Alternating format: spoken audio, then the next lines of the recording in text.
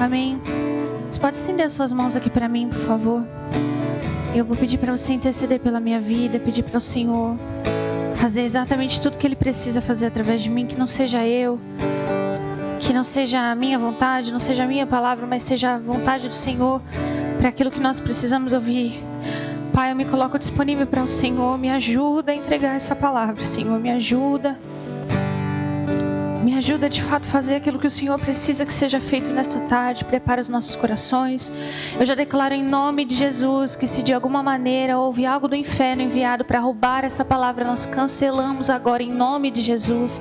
Declaramos que todo sono, toda distração, tudo aquilo que possa vir de encontro aos teus filhos agora para tentar roubar essa palavra, nós já cancelamos agora em nome de Jesus.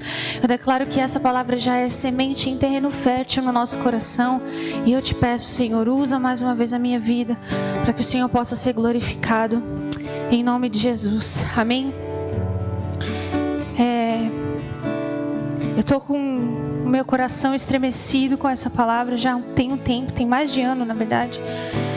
Mas antes de entrar especificamente na minha palavra, o Espírito Santo me pediu para fazer algo e não vai ser fácil, mas eu pedi uma palavra de confirmação agora e eu creio que o Senhor está confirmando de fato que isso precisa acontecer. Só para vocês entenderem, a palavra está em 2 Crônicas, capítulo 32, versículo 24. Eu vou ler rapidinho, não precisa acompanhar comigo não, tá? Naqueles dias, adoeceu Ezequias mortalmente. Então orou ao Senhor que lhe falou e lhe deu um sinal. Mas não correspondeu Ezequias aos benefícios que lhe foram feitos, pois o seu coração se exaltou, pelo que houve ira contra ele e contra Judá e Jerusalém. Ezequias, porém, se humilhou por se ter exaltado o seu coração, ele e os habitantes de Jerusalém. E a ira do Senhor não veio contra eles nos dias de Ezequias. Teve Ezequias riquezas e glória, etc, etc. Queria ressaltar com você uma questão. Essa palavra especificamente fala que Ezequias, que era rei, ele ficou doente e ele orou. E Deus falou para ele que existiam termos que ele precisava cumprir. E Ezequias não cumpriu. E se exaltou o coração dele, isso que fala. Só que em seguida fala que ele se humilhou. E ele percebeu que ele tinha exaltado o coração dele. Por causa disso, o Senhor não trouxe a desgraça para o povo inteiro dele, porque ele era rei. O Espírito Santo me falou, já tem durante essa semana. O que eu vou fazer aqui, entenda muito bem, não é uma maneira de ferir você, não é uma maneira de magoar você, mas é uma noção que eu preciso que você tenha antes de começar a dar essa palavra que o Senhor me deu. Eu quero pedir para que vai ser uma série de exposições aqui, tá? E entenda, não é uma acusação, eu estou completamente incluída em tudo o que eu vou falar, tá? Mas eu preciso que você se exponha. Porque se a gente se humilha, principalmente por causa de orgulho no nosso coração, o Senhor traz misericórdia sobre nós. E Ele não traz o castigo que a gente deveria receber, tá? Então eu vou começar a falar algumas coisas aqui. E eu preciso que você analise o seu coração. E se você encontrar isso no seu coração, eu vou pedir para você levantar a sua mão. Eu te peço que você não tenha a brecha de ficar analisando a exposição do seu irmão, mas que você se preocupe só com você nessa hora. Mas eu preciso que você entenda que todos, absolutamente todos, inclusive eu, inclusive os pastores, todos somos pecadores, estamos no mesmo barco, não existe ninguém melhor do que ninguém.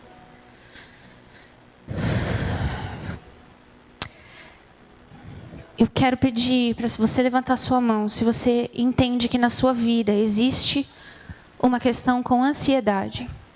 Levante a sua mão.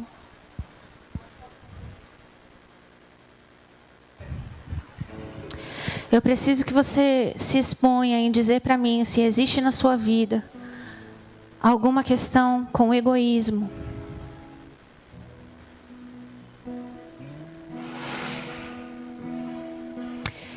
Eu preciso que você exponha hoje se existe na sua vida alguma questão com orgulho.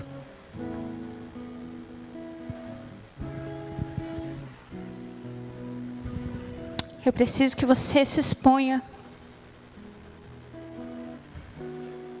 E você levante a sua mão se existe alguma questão com impureza sexual.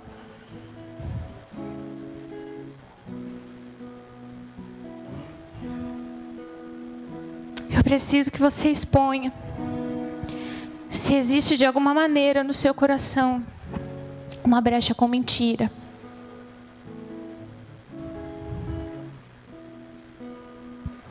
Por que certas coisas são mais fáceis da gente assumir do que outras?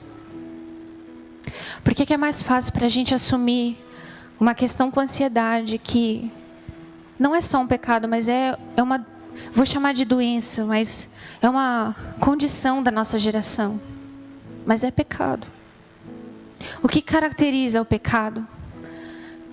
É quando nós fazemos, por escolha ou involuntariamente, alguma coisa que nos afasta do Senhor. E a maioria dos pecados que a gente vê e que a gente se atenta são pecados que a própria Bíblia nos acusa. Questões com impureza, questões com... Os próprios 10 mandamentos são questões que já nos falam, já nos mostram. Não faça isso, não faça aquilo, etc. Mas tem algumas coisas que são mais fáceis para o nosso orgulho de admitir do que outras coisas. Eu tenho certeza absoluta que você não levantou a mão todas as vezes que você precisava. Porque é difícil demais para nós. Mas o que eu preciso que você entenda hoje é que você é um pecador. E se você é um pecador, isso te caracteriza como o alvo absoluto do amor de Cristo. Se a gente não fosse pecador, se a gente não fosse erradão e erradona, a gente não ia precisar tanto do amor de Cristo. E existe um pecado, que é esse que tem queimado no meu coração, que é o tema da minha palavra. Eu vou pedir para você abrir lá em Êxodo, capítulo 20.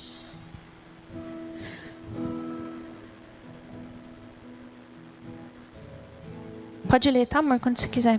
20 e 19. Êxodo 20, 19.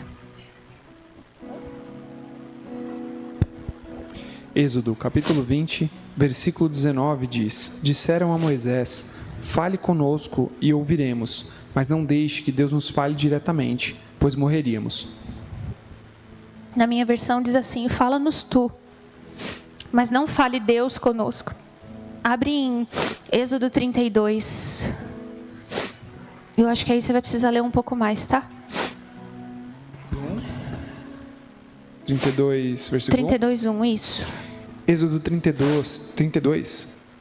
Quando o povo viu que Moisés demorava a descer do monte, reuniu-se ao redor de Arão e disse: Tome uma providência, faça para nós deuses que nos guiem.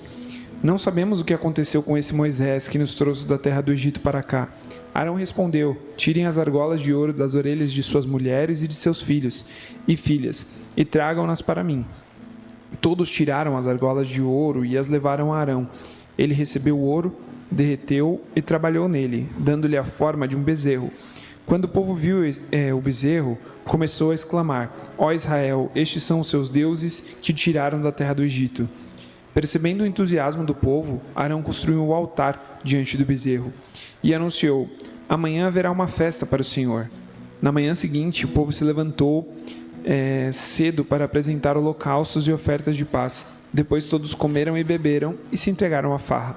Até aí. O povo de Israel aqui já tinha saído do Egito, estava sendo conduzido por Moisés. Moisés tinha subido os primeiros 40 dias para falar com o Senhor. O primeiro versículo que a gente leu era quando, da primeira vez, Moisés sobe e o povo fala: Fala você com a gente, não deixa Deus falar conosco. Porque eles tinham medo. Eu imagino que visualmente não devia ser muito agradável mesmo, um pouco desesperador. Imagina que você está, sei lá, numa praia e tem uma montanha gigantesca na tua frente, como se fosse um vulcão, e de longe você consegue ver, é raio, é trovão, é fogo, é um monte de coisa. A gente que já viu muita coisa nessa vida, talvez pegasse o celular e falasse: uau, que da hora. Mas eles não tinham visto isso, eles eram um povo escravo. Eles estavam acostumados só com a vida deles de escravos no Egito. E quando eles deram de encontro com uma montanha dessa, pegando fogo, era nuvem, era raio, eles falaram: esse Deus aí é muito bravo. Não deixa ele falar com a gente não, que a gente vai morrer, com certeza. E aí o que aconteceu foi que Moisés subiu sozinho e quando ele ficou 40 dias, nem sei quantos dias aqui estava, né? Mas eu acredito que já estava no 40º. O povo vira para Arão e fala: faz um Deus para a gente, porque esse Moisés aí morreu. Sei lá o que aconteceu com ele. Esse Deus malvado aí matou Moisés, porque... E o que eu entendo disso? A gente vai passear bastante por alguns versículos, tá? Se você quiser anotar, precisar que eu repita, pode pedir. Mas o povo pediu um bezerro de ouro especificamente. Ele pediu: faça para nós deuses, porque eles estavam acostumados a enxergar a idolatria do Egito. Eles estavam acostumados a ver como as coisas eram feitas no Egito. Então, para eles, não existia essa coisa de eu vou servir um Deus que eu não enxergo. Eles precisavam de um Deus físico ali na frente deles. Foi por isso que eles pediram um bezerro de ouro. E como pode um povo que viu Deus abrir o mar, viu um milagre desse tamanho, imagina você indo até a Praia Grande, do absoluto nada, o mar inteiro abre na sua frente assim, uma parede de um lado, na parede do outro. Você nunca mais vai esquecer isso na sua vida. E eles não só esqueceram, como eles pediram um outro Deus, porque eles falaram: esse Deus aí, desprezaram o Deus que abriu o mar. E pediram por um Deus novo que era feito de ouro.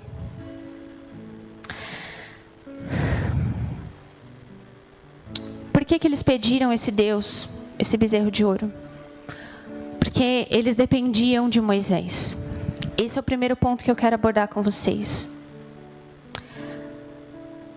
O povo escolheu manter uma conduta do Egito, que era uma conduta de pecado, e eles justificaram isso por causa da ausência de um líder.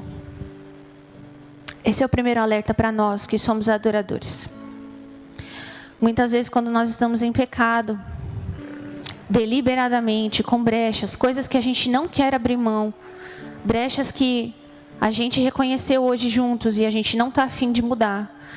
Muitas vezes nós justificamos nossa conduta por causa de uma liderança ausente.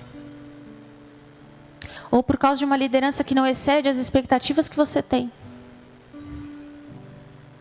E nisso, a gente se ausenta de Deus e acaba caindo na idolatria.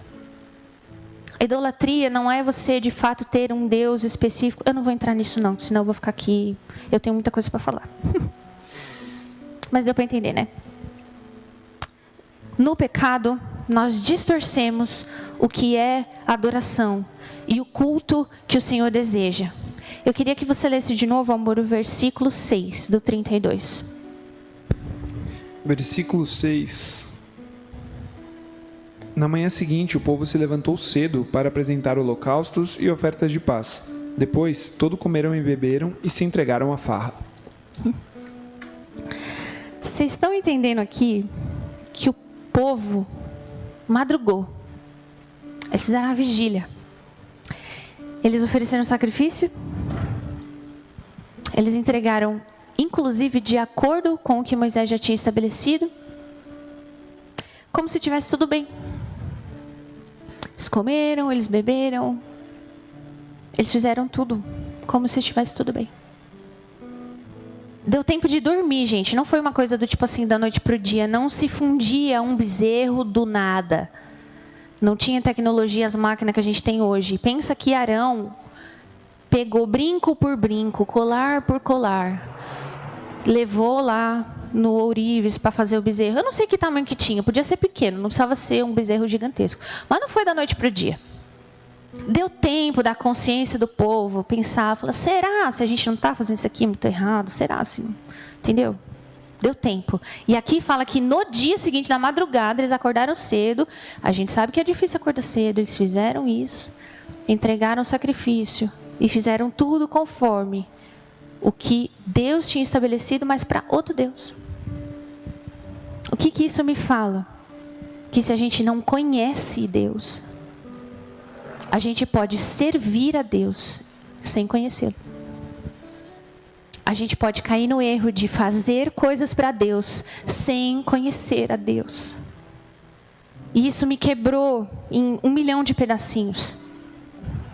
Porque a gente vê esse cenário na nossa igreja, na igreja do Brasil, na igreja das nações. Pessoas que servem a Deus, mas não o conhecem. Eu vou chegar lá. Abre lá em Números, capítulo 11. Versículo 4.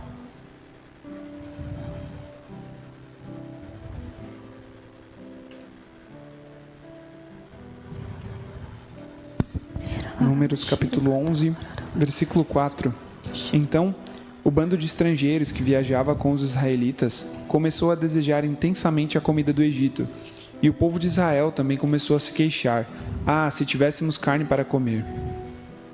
Eles estavam reclamando porque eles não tinham a mesma comida que eles tinham quando eles estavam no Egito. Nesse versículo que a gente leu agora, a gente vê que eles tiveram influências de outras nações. Foram estrangeiros que começaram a reclamar. E eles reclamavam que eles não tinham a abundância, a comida, enfim. Não tinham o mesmo cardápio que eles tinham antes. E é bizarro você pensar que um povo que era escravo... Gente, eles eram escravos. Não era um cenário bonitinho, igual o príncipe do Egito, que mostra lá. Não, eles eram escravos. Eles eram açoitados. E eles estavam reclamando que eles não tinham o resto de comida que eles tinham para comer. Realmente, o cenário de deserto não deve ser uma coisa fácil, com certeza absoluta. Mas você reclamar e olhar para trás na época que você era escravo e você achar que você vivia melhor, porque você tem saudades do que você fazia antes, é familiar para você? Você era escravo, eu era escrava do pecado. E a palavra nos diz que nós fomos transportados para o reino do Filho do amor de Deus. E nós temos saudade do que nós vivíamos quando nós éramos escravos. Isso está servindo para alguém, não sei porque eu estou falando isso. Pode ler, amor, Números 20, versículo 4. Versículo 4. Por que vocês trouxeram a comunidade do Senhor até este deserto? Foi para morrermos junto com todos os nossos animais? Pode continuar. Por que nos obrigaram a sair do Egito e nos trouxeram para este lugar terrível? Essa terra não tem cereais, nem figos, nem uvas, nem romãs, nem água para beber. É isso. Então esse povo rejeitava e rejeitou até mesmo o alimento que o Senhor tinha dado, que era o maná. O Senhor veio com provisão numa fase de deserto, não era o que eles queriam. E muitas vezes nós estamos no mesmo cenário. Nós estamos num cenário de deserto espiritual, ou financeiro, ou emocional. E o Senhor nos dá uma provisão que não é o que a gente está esperando. O Senhor traz um maná quando a gente queria uma picanha grelhada. Quando a gente queria um McDonald's, um Big Taste. Ele traz um maná, que era uma farinhazinha. Gente, eu morro de vontade de experimentar isso toda vez que eu leio a Bíblia. Fala que tem gosto de massa folhada de mel. Parece, gente, deve ser maravilhoso. Só que imagina comer isso todos os dias. Não estou falando que o povo também não tinha. Tinha, gente, era difícil. Talvez eu e você, no lugar do povo de Israel, ia ser o primeiro a reclamar. Eu estava lá na fila da reclamação. Só que o ponto aqui é o quanto eles deixaram que todas essas coisas influenciassem o relacionamento, bem entre aspas, porque eles não tinham, o relacionamento deles com Deus. E eu queria que você parasse para analisar a sua própria vida agora nesse momento. O quanto as coisas não sendo debaixo da sua expectativa influenciam o seu relacionamento com o seu Deus. Por que quando Deus não faz o que a gente quer, da maneira que a gente quer, a gente se afasta de Deus, ao invés de se aproximar dele e falar: Pai, o que está acontecendo? E eu vou te explicar por quê. Porque nós nos contentamos com um relacionamento de ser meros colegas de Deus. E é bizarro a gente pensar que quem falou isso foi Jó. E Jó, a Bíblia fala que ele entregava sacrifícios para todos os filhos dele, quando eles estavam vivos, né? Coitado. Mas ele entregava sacrifícios e ele fazia todas os rituais, digamos assim, que precisavam ser feitos para Deus. E no final da vida de Jó, lá no capítulo 40, 42, sei lá, ele vira e fala: eu conhecia o Senhor de ouvir falar, mas agora os meus olhos te veem. Ou seja, depois de todo o sofrimento, só depois de todo o sofrimento, que Jó conseguiu dizer: eu conheço agora o Senhor. Como que Jó conseguia oferecer sacrifícios para os filhos dele, se ele conhecia Deus só de ouvir falar? E isso é um cenário real para nós hoje. Você vem na igreja, você vai no seu culto, você oferece o seu sacrifício para um Deus que você não conhece. E você se contenta com isso, porque você está cumprindo com a sua obrigação. Porque o seu ego está sendo alimentado e falando: poxa, olha, hoje eu estou de Deus. Essa semana eu fui 2 vezes na igreja. Ou quando você dizima um valor ou quando você oferta um valor, você fala: Deus, ou eu estou crente. Como se ele precisasse.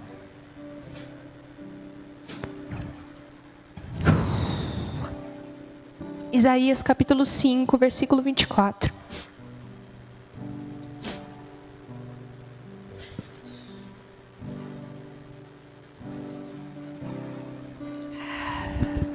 Isaías capítulo 5, versículo 24.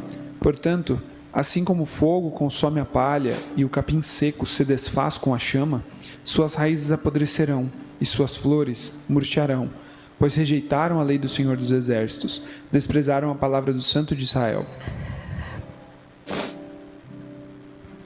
Quando eu estava montando essa palavra, eu fui de encontro com esse capítulo de Isaías, e ele é muito duro, muito duro. Tem vários ais lá, se vocês quiserem ler depois, vocês chorem igual eu chorei, mas é muito duro. E eu já escutei uma pregação falando que Isaías só era duro desse jeito, que ele não tinha tido um encontro com Deus em Isaías 6, que é o capítulo seguinte, que é quando ele fala: eu vi o Senhor, blá, blá, blá, blá. Eu consigo acreditar nisso, mas ainda assim é muito duro. E esse versículo fala que houve rejeição e desprezo pela lei e pela palavra do Senhor. E eu queria que nesse momento você fechasse seus olhos. Por 1 minuto, eu juro. Eu não acabei ainda, tá? Mas é só uma análise aí, uma autoanálise.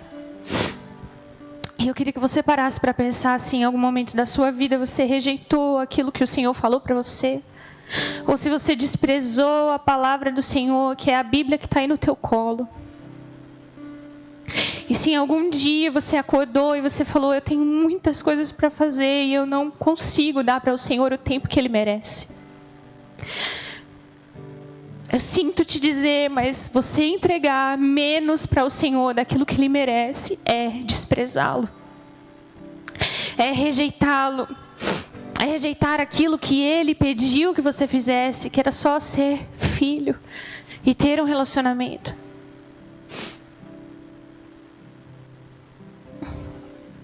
Provérbios 19, versículo 16, por favor. Oh, Jesus, Jesus. Provérbios 19, versículo 16 diz: quem guarda os mandamentos preserva a vida, quem os despreza morrerá. Quando a gente fala de mandamentos, às vezes a gente se limita só ao que está escrito em Êxodo 20, que são os 10 mandamentos que o Senhor pediu.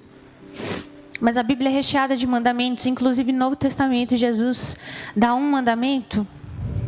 Na verdade, ele resume em 2. E ele fala que é o resumo da lei e dos profetas. Ele diz: ama o teu Deus de todo o teu coração, de toda a tua alma, de todo o teu entendimento e o quê? Ama o teu próximo como a ti mesmo. Ele podia ter resumido num mais fácil, né? Um mais facinho. Gente, amar a Deus, entregar tudo não é tão fácil, mas eu digo, amar a pessoa de Deus, essencialmente não é tão difícil, porque Deus é perfeito.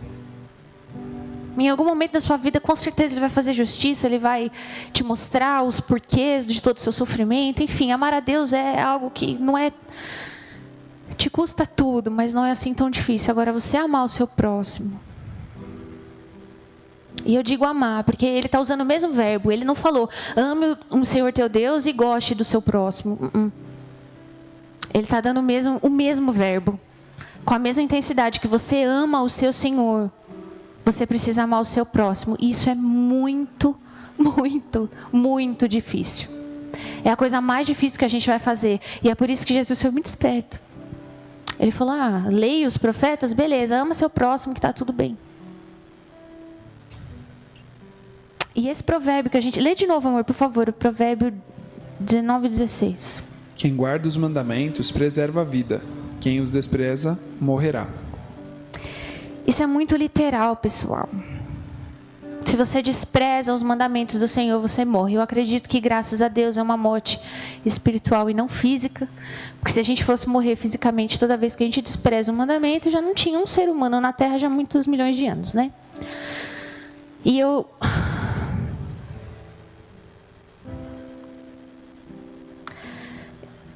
creio que essa palavra que o Senhor está entregando para nós, ela tem um propósito.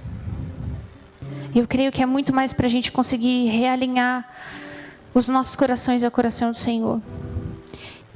Abre em Malaquias capítulo 1.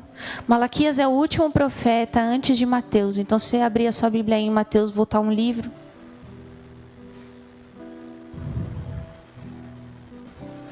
Um, 6 a 14. Malaquias 1, versículos 6 a 14. Segura essa aí, irmão. Opa, beleza. Não é você não, é para nós segurar essa palavra, entendeu? Ah, tá bom. Eu ia segurar aqui, esperar. Tô lendo rápido demais. Não. Ah, tá bom. Vamos lá, 6 a 14. O Senhor dos Exércitos diz aos sacerdotes: o filho honra seu pai, e o servo respeita seu senhor. Se eu sou seu pai e seu senhor, onde estão a honra e o respeito que mereço? Vocês desprezam o meu nome. Mas vocês perguntam, de que maneira desprezamos o teu nome? Vocês desprezam oferecendo sacrifícios contaminados sobre meu altar. E vocês perguntam, de que maneira contaminamos o sacrifício? Vocês contaminam dizendo que a mesa do Senhor não merece respeito. Acaso não é errado sacrificarem animais cegos? Não é errado oferecerem animais aleijados e doentes? Apresentem ofertas como essas a seu Senhor e vejam se ele ficará satisfeito e se agradará de vocês, diz o Senhor dos Exércitos. Vão em frente e supliquem a Deus para que tenha compaixão de vocês. Mas por que ele atenderia, uma vez que apresentem esse tipo de oferta? Diz o Senhor dos Exércitos. Quem dera um de vocês fechasse as portas do templo para que não se acendesse em vão o fogo do meu altar. Não me agrado de vocês, diz o Senhor dos Exércitos, e não aceitarei suas ofertas. Contudo, meu nome é honrado de manhã até à noite por pessoas de outras nações. Em todo o mundo oferecem incenso e sacrifícios puros em minha honra, pois meu nome é grande entre as nações, diz o Senhor dos Exércitos. Mas vocês, com suas ações, desonram meu nome. Ao trazer alimentos desprezíveis, declaram que não há nada de errado em contaminar a mesa do Senhor. Dizem, é difícil demais servir ao Senhor, e desprezam minhas ordens, diz o Senhor dos Exércitos. Vocês trazem como ofertas animais roubados, aleijados e doentes. Acaso devo aceitar de suas mãos esse tipo de oferta, diz o Senhor? Maldito seja o trapaceiro que promete um carneiro forte de seu rebanho, mas depois sacrifica ao Senhor um animal defeituoso, pois eu sou o grande rei, diz o Senhor dos Exércitos, e meu nome é temido entre as nações. Eita.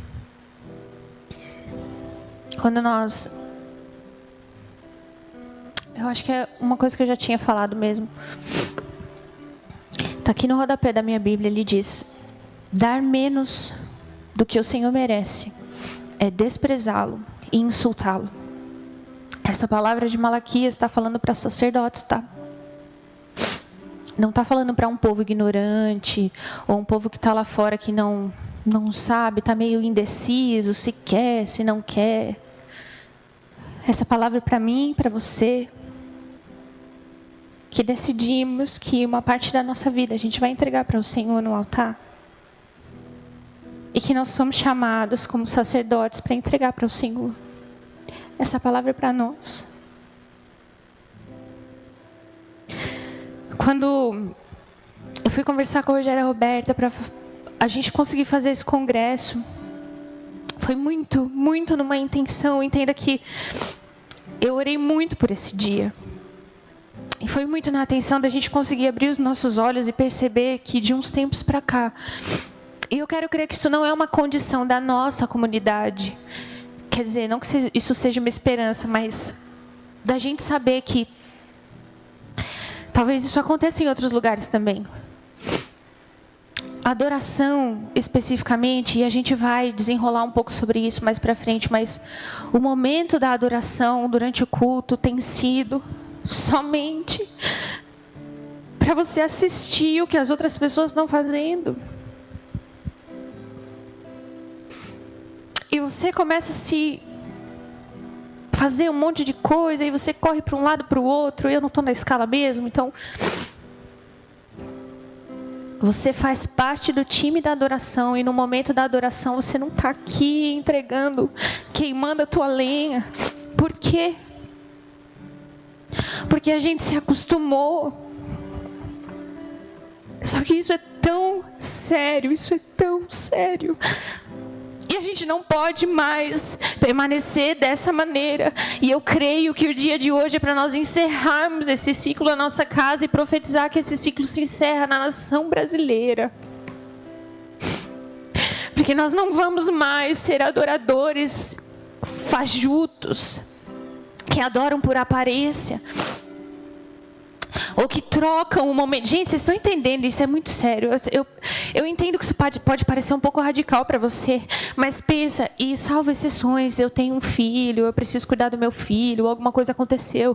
Mas se no momento da adoração você não está aqui entregando tudo para o Senhor, o que você está fazendo? O que é mais importante? Se você saiu da sua casa e você veio para cá, o que é mais importante para você? Entregar aquilo que o Senhor merece de você. E eu não estou falando nem do culto todo, eu estou falando do momento da adoração, que é feito para isso. Cara, isso me quebrou demais.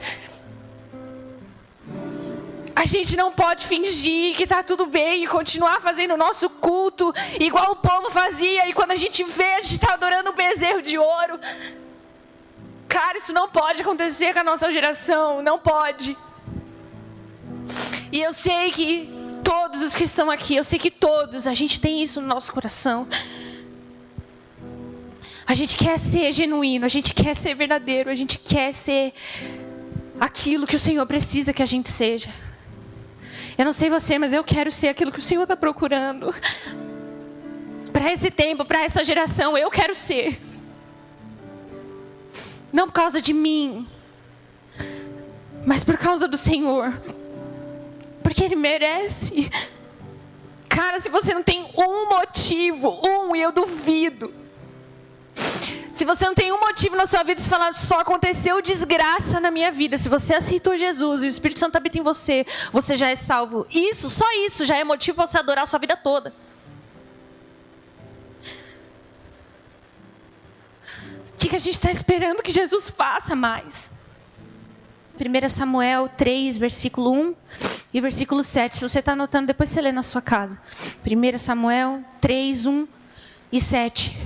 Que fala a respeito de Samuel, e ele diz: servia Samuel no templo, blá, blá, blá, blá, blá. E no 7 ele diz: porém, Samuel não conhecia o Senhor. E é esse ponto que eu quero entrar para a gente encerrar. É nisso que a gente está pecando. É isso que está acontecendo com a gente. A gente está deixando as coisas acontecerem e o serviço do Senhor acontecer sem deixar essa prioridade de conhecer o Senhor ser a primeira coisa do nosso ministério. Pode ler, amor. Mateus 25, versículo 31 em diante. Quando o Filho do Homem vier em sua glória, acompanhado de todos os anjos, ele se sentará em seu trono glorioso. Todas as nações serão reunidas em sua presença, e ele separará as pessoas como um pastor separa as ovelhas dos bodes. Colocará as ovelhas à sua direita e os bodes à sua esquerda. Então o rei dirá aos que estiverem à sua direita: venham, vocês que são abençoados por meu Pai. Recebam como herança o reino que ele lhes preparou desde a criação do mundo. Pois tive fome e vocês me deram de comer. Tive sede e me deram de beber. Era estrangeiro e me convidaram para sua casa. Estava nu e me vestiram. Estava doente e cuidaram de mim. Estava na prisão e me visitaram. Então os justos responderão: Senhor, quando foi que o vimos faminto e lhe demos de comer? Ou sedento e lhe demos de beber? Ou como estrangeiro e o convidamos para nossa casa? Ou nu e o vestimos? Quando foi que vimos doente ou na prisão e o visitamos? E o rei dirá: eu lhes digo a verdade, quando fizeram isso ao menor destes meus irmãos, foi a mim que o fizeram. Em seguida o rei se voltará para os que estiverem à sua esquerda, e dirá: fora daqui, malditos, para o fogo eterno preparado para o diabo e seus anjos. Pois tive fome, e vocês não me deram de comer, tive sede, e não me deram de beber, era estrangeiro, e não me convidaram para sua casa. Estava nu, e não me vestiram, estava doente na prisão, e não me visitaram. Então eles dirão: Senhor, quando vimos faminto, sedento, como estrangeiro, nu, doente ou na prisão, e não ajudamos? Ele responderá: eu lhes digo a verdade. Quando se recusaram a ajudar o menor destes meus irmãos e irmãs, foi a mim que se recusaram a ajudar. E estes irão para o castigo eterno, mas os justos irão para a vida eterna. Duas coisas rapidamente sobre essa passagem. Primeira parte, ele está falando aos justos, ele fala: vinde benditos de meu Pai, porque quando eu tive fome, tive sede, tananá, tananá. E aí os justos viram para Jesus e falaram assim: Jesus, mas você teve fome? Você teve sede? O Senhor é perfeito, o Senhor não tem fome, o Senhor não tem sede, o Senhor não dorme. Quando foi que o Senhor teve uma necessidade dessas que eu pude fazer alguma coisa? Vocês estão entendendo a seriedade dessa passagem que Jesus fala, né? Isso aqui ele está falando sobre salvação e condenação. É uma das poucas vezes que Jesus é claro a respeito de condenação ou salvação, bem paralelo. Então, para o justo que ele diz, vocês serão salvos, ele fala o quê? Vocês me deram de comer, vocês me deram de beber, quando vocês fizeram tudo isso aos meus pequeninos. E isso linka com o fato de que o segundo mais importante mandamento é você amar o seu próximo. Então, você entender que a partir do momento que você se dedica a sua vida a você fazer para o seu próximo o que você gostaria que fizessem para você, é assim que você faz para Jesus. Você entender que a sua função aqui na igreja, ela não é só porque a gente tem uma demanda. Precisa de uma escala no culto. Porque se não tiver ninguém para cantar, vai fazer o quê? Se não tiver ninguém para dançar, vai fazer o quê? Você é meio tapa-buraco. Se tiver você aí, não tem ninguém na diaconia. Bota o Edson, que está toda a escala. O Edson não é um tapa-buraco. O Edson é homem de Deus, ele tem um propósito. E ele se dedica toda vez que não tem alguém para estar na diaconia. Mas alguém se perguntou se ele não está cansado? Alguém nos perguntou: Edson, você não quer sentar hoje? Eu fico no teu lugar. Só um adendo, tá? Desculpa. Mas o que Jesus diz para os justos é exatamente isso. Vocês fizeram para os pequeninos, vocês estão fazendo para mim. Mas isso ainda não é o que me chama a atenção. É a segunda parte, cara. Jesus vira para os que estão na esquerda e eles falam o quê para Jesus? Que Jesus vira, já dá uma lapada na jugular, assim, ó, pá, afasta de mim, não conheço vocês. Vocês vão para o fogo eterno. E aí esse povo responde o quê? Jesus, quando foi que o Senhor teve fome que eu não te dei de comer? Não é isso que está falando aqui? Ou eu estou doida? Quando foi que o Senhor teve sede e eu não te dei de beber? Quando foi que o Senhor não teve preso e eu não fui te visitar? O que isso faz? Gente, isso é muito sério. Essas pessoas que estão indo para o inferno nessa passagem são pessoas que, como eu e você, pensam estar fazendo coisas para Jesus e não estão. Vocês entendem quanto é sério isso? Vocês estão entendendo que aqui ele está falando a respeito de condenação? É você entender que, junta com Mateus 7, eu vou ler aqui porque já está aberto, 7:21. Nem todo que me diz Senhor, Senhor entrará no reino dos céus, mas aquele que faz a vontade do meu Pai que está nos céus. Muitos naquele dia hão de dizer-me, Senhor, Senhor, porventura não temos nós profetizado em Teu nome? Em Teu nome não expelimos demônios, em Teu nome não fizemos muitos milagres? Então lhes direi explicitamente, nunca vos conheci. Apartai-vos de mim, os que praticais a iniquidade. O pecado que a gente viu lá no começo. Então junta uma coisa na outra. Se você alimenta uma vida de iniquidade, tem uma explicação específica da diferença de iniquidade, de pecado, mas eu não vou entrar nisso também não, depois vocês pesquisam. Mas quando a gente alimenta uma vida de iniquidade, automaticamente a gente alimenta uma vida de não conhecer o Senhor. Porque a partir do momento que você se dedica a conhecer o Senhor, você é impelido a deixar os seus pecados para trás. E como que você vai deixar os seus pecados para trás se você não assume quais são as suas falhas? É mais fácil para nós, como uma geração de aparência, você só mostrar que você está legal. É muito mais fácil a gente vir aqui para a igreja e a gente fingir que está tudo bem. E aí eu entro num outro detalhe que talvez a gente consiga falar um pouco mais para frente, se der tempo. Mas é você oferecer para o Senhor uma vida e uma adoração de aparência. É você chegar aqui na frente e você está destruído, você está acabado, mas seu orgulho fala tão alto que você vem até aqui e levanta a mão. Ou então você está no seu lugar e você levanta a mão porque você quer parecer alguém maduro e espiritual.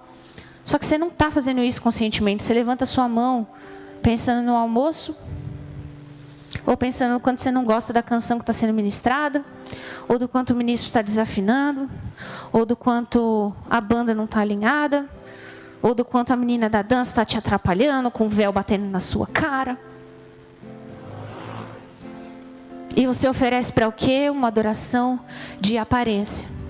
Eu quero te fazer um convite muito sério, que a partir de hoje, você só se manifeste com consciência. Se é para você levantar a mão, você entendeu por que você está levantando a mão. Você só vira aqui na frente de fato porque você entendeu por que você está vindo aqui na frente. Vou dar um exemplo. A gente ora o Pai Nosso todo final do culto aqui na igreja, tá? Tem gente orando o Pai Nosso fazendo qualquer outra coisa. Você não está orando o Pai Nosso, está repetindo uma parada. Ai, Marie, desculpa, eu vou para o inferno por causa disso. Não, mas você está acostumando a fazer as coisas no automático e por aparência, que só vão fazer mal para você. E só vão fazer com que você trilhe o caminho do quê? Do servir sem conhecer. Eu preciso encerrar. Só lê mais um versículo para mim. Não sei se é o último, mas Mateus 15, versículo 8. Eu acho que é o último, sim. Mateus, capítulo 15, versículo 8. Este povo me honra com os lábios, mas o coração está longe de mim. Sua adoração é uma farsa, pois ensinam ideias humanas como se fossem mandamentos divinos. A postura de quem serve sem conhecer, são duas coisas aqui nesse versículo, tá? Tem mais posturas, mas a primeira é a adoração falsa, que é o que a gente estava falando agora. Você entregar uma adoração pela metade, você está fazendo as coisas da boca para fora, ou você está entregando o seu tempo só pela metade. Você olha na sua agenda e fala, acho que hoje não vai dar tempo de orar. Porque você ficou 3 horas rolando o feed do Instagram. Gente, eu não estou acusando vocês não, eu faço isso. E aí no momento que eu percebo quanto tempo eu gastei nessa porcaria,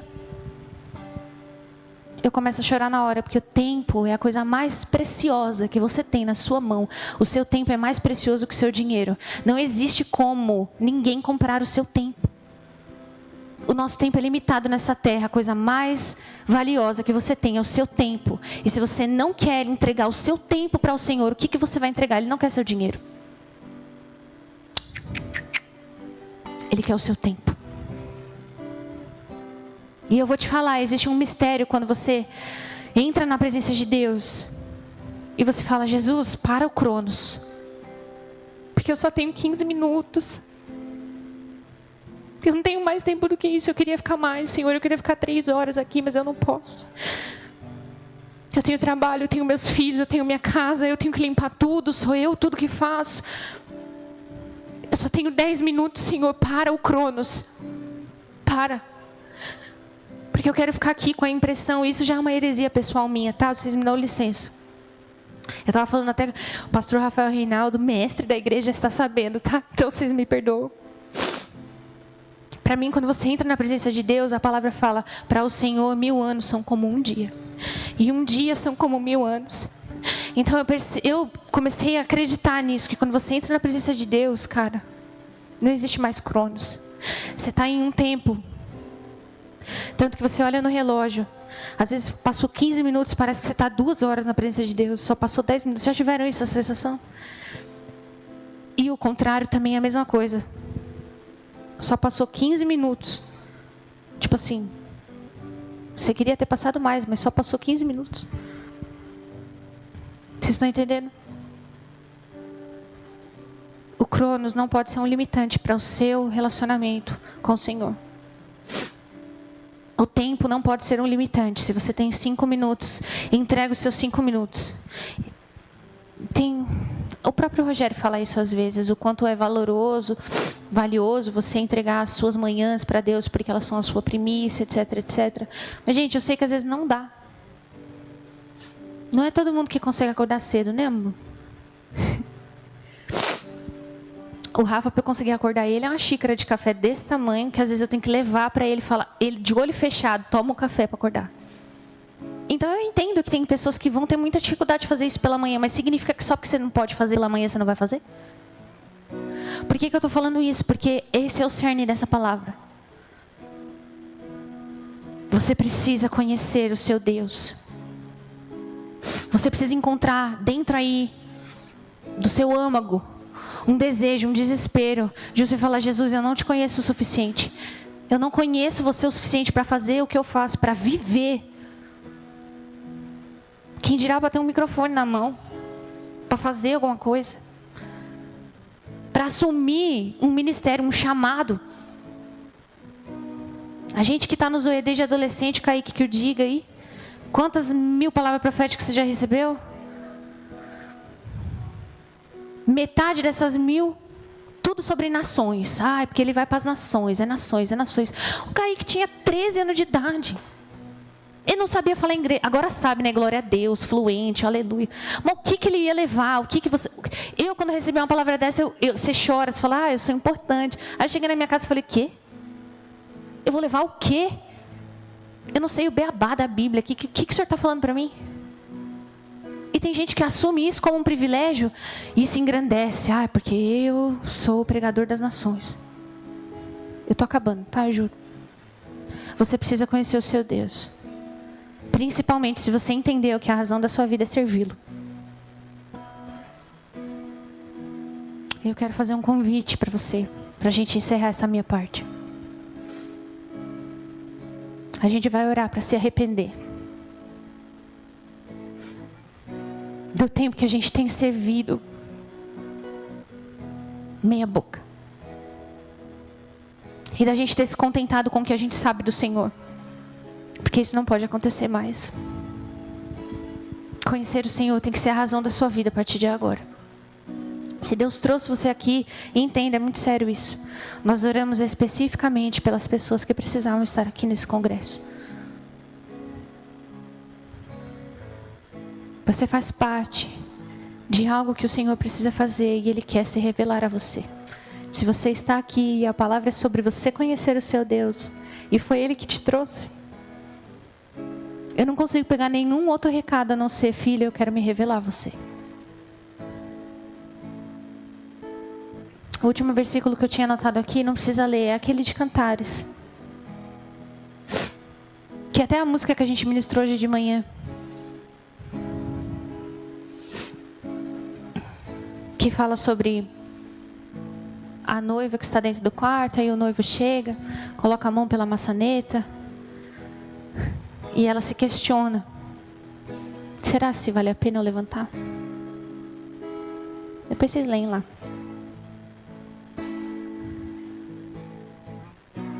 E essa palavra é para nós como comunidade, tá? Se você faz parte de outra igreja, você assume essa palavra se você quiser. Mas por muito tempo a gente se orgulhou da nossa santidade. A gente se orgulhou de estar limpo. E nem estava tão limpo assim. Mas a gente fez exatamente igual essa noiva aqui. Ela falou: Senhor, mas eu já tô com o pé limpo, eu já me troquei. Isso são horas. E ela se achava, porque as noivas naquela época, também não vou entrar muito nisso, mas elas eram todas trabalhadas no perfume, nisso, aquilo, na limpeza, nananã. E ela olhou para si mesma e falou: será se eu vou sujar meu pé de novo para abrir a porta para ele? Cara, é Jesus que está batendo na sua porta, cara. Você não tem que pensar duas vezes. Você sentiu o cheiro de Jesus passando. Às vezes ele está batendo na porta do seu irmão, você fala: não, eu quero. Eu quero. É tempo da gente se levantar para abrir a porta. Porque Jesus quer entrar e permanecer na nossa comunidade. Os tempos de louvor que a gente tem, de adoração, cara, a gente tem promessas de cultos que duram mais de um dia. Já pensou nisso? De não ter mais fim. Como é que você vai ter um culto que não tem mais fim? Se a gente não consegue aguentar uma vigília? Como é que você vai presenciar um culto que não tem mais fim, se você não consegue passar meia hora com o seu Deus sozinho na sua casa, onde tudo é sobre você? Se você não passa tempo, se você não passa tempo com o Senhor, num cenário onde todas as coisas são a respeito de você, você pode falar de você, você pode falar da sua família, dos seus... que é o VIP, o exclusivo. Como é que você vai passar 24 horas num culto onde é tudo sobre Ele? Amém? Eu quero orar. Se coloca de pé aí no seu lugar. Se quiser ajoelhar, se quiser sentar, se quiser vir aqui na frente, se quiser deitar, se quiser... Só não pode ir embora, tá?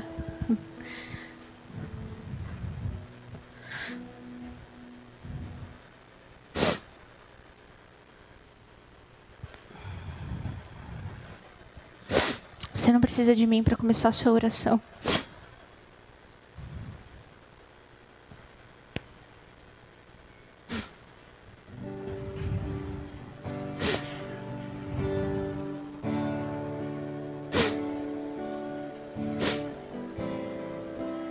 Pai, nós nos arrependemos, Pai.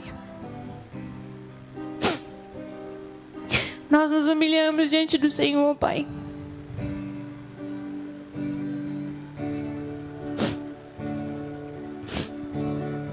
Assim como a sua palavra disse na passagem que o Senhor me deu de Ezequiel, que o Senhor venha a de fato não trazer sobre nós o castigo que nós merecemos. Nós não queremos mais servir o Senhor sem te conhecer, Pai. Nós não queremos mais, Senhor, fazer coisas para a tua obra sem conhecer o Senhor profundamente. Nós não queremos mais entregar as coisas da boca para fora. Nós não queremos mais te adorar simplesmente no automático. Nos perdoa, Senhor, por palavras e por canções cantadas com o coração vazio. Canções cantadas no automático, Senhor. Nos perdoa, Senhor, por vir à igreja e não prestar o devido culto a Ti que o Senhor merece. Nos perdoa, Senhor, por uma adoração farsa, assim como diz na sua palavra. Senhor, nós queremos te pedir nesse momento, lava-nos com o sangue de Jesus, porque é somente o sangue de Jesus que pode nos perdoar, Senhor. É através do sacrifício perfeito que Jesus já fez por nós. Jesus, eu quero te agradecer, porque se não fosse o Senhor, nós não teríamos caminho ao Pai. Se não fosse o Senhor, nós não teríamos o Espírito Santo dentro de nós, nos convencendo dos nossos pecados. Obrigado, Espírito Santo, por essa palavra que nos conduz ao arrependimento, que quebra os nossos corações.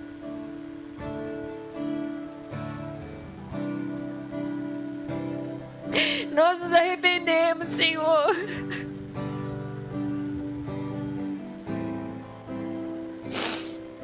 Não nos deixa mais caminhar sem conhecer o Senhor na sua profundidade. Não nos deixa mais passar, nem que seja um culto, Senhor, sem entregar tudo que nós podemos entregar no momento da adoração. Perdoa-nos, Senhor. Perdoa-nos, Senhor.